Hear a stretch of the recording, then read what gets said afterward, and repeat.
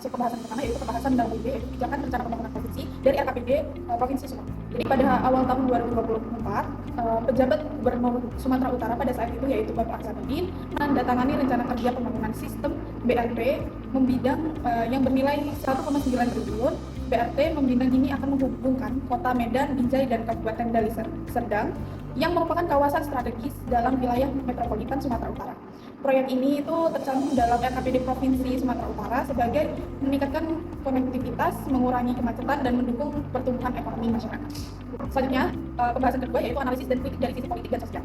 Dari sisi politik sendiri, kebijakan pembangunan daerah seperti proyek BRT membidang sangat dipengaruhi oleh sistem desentralisasi yang memberikan kewenangan besar kepada pemerintah provinsi. Baik, melanjutkan dari analisis sisi politik, sayangnya proses perumusan cenderung elistik di mana partisipasi masyarakat sipil masih sangat terbatas. Ini menciptakan ketimpangan dalam siapa yang memiliki suara dalam arah pembangunan. Selanjutnya ada analisis dari sisi sosial. Proyek BRT memang penting untuk meningkatkan mobilitas publik, namun belum jelas apakah sudah inklusif terhadap kelompok rentan seperti disabilitas, warga miskin, dan lansia. Yang kedua, sistem sosial masyarakat Sumatera Utara yang sangat beragam juga tercermin dalam perencanaan proyek ini. Artinya potensi resistensi sosial tetap ada jika proyek ini tidak menjawab kebutuhan nyata warga sehari-hari.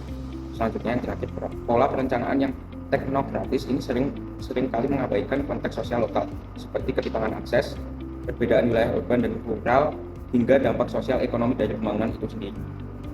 Baik, di sini saya akan melanjutkan pembahasan yang ada di poin ketiga atau di poin C, yaitu mengenai analisis kebijakan daerah dan tantangan daerah yang ada di Provinsi Sumatera Utara. Nah, yang pertama, analisis kebijakan pemerintah daerah dalam melakukan pembangunan di provinsi.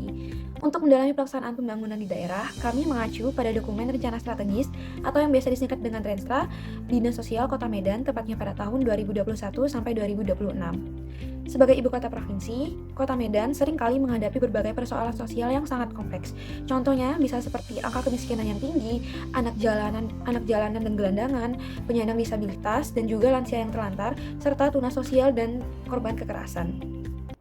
Nah, melalui Renstra ini, Dinas Sosial merumuskan kebijakan pelayanan sosial, mulai dari pemberdayaan fakir miskin, penyaluran bantuan sosial, kemudian rehabilitasi sosial, hingga penguatan kelembagaan masyarakat.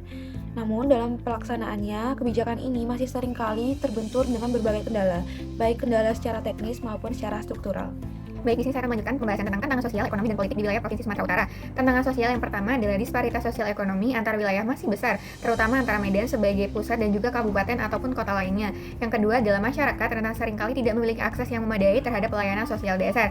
Dan yang terakhir adalah masalah sosial seperti gelandangan, kekerasan dalam rumah tangga, dan pekerja anak masih menjadi isu yang nyata. Lalu tantangan ekonomi yang pertama adalah keterbatasan anggaran, terutama di bidang sosial, menyebabkan banyak sekali program yang tidak berjalan secara optimal. Yang kedua adalah ketergantungan fiskal kepada pemerintah pusat masih tinggi, sehingga daerah masih sulit untuk mengatur prioritas berdasarkan kebutuhan real warganya. Dan yang terakhir adalah ekonomi informal tumbuh, tetapi tanpa perlindungan sosial yang memadai. Lalu tantangan yang politik adalah yang pertama adalah implementasi kebijakan sosial sering dipengaruhi oleh kepentingan politik lokal dan hubungan antara dinas dengan kepala daerah. Yang kedua adalah masih minimnya transparansi dan akuntabilitas dalam penganggaran dan pelaksanaan program pembangunan. Dan yang terakhir adalah partisipasi publik masih belum menjadi kebiasaan dalam proses perencanaan hingga evaluasi kebijakan. Cukup sekian video dari kelompok kami. Kurang lebihnya kami minta maaf. Wassalamualaikum warahmatullahi wabarakatuh.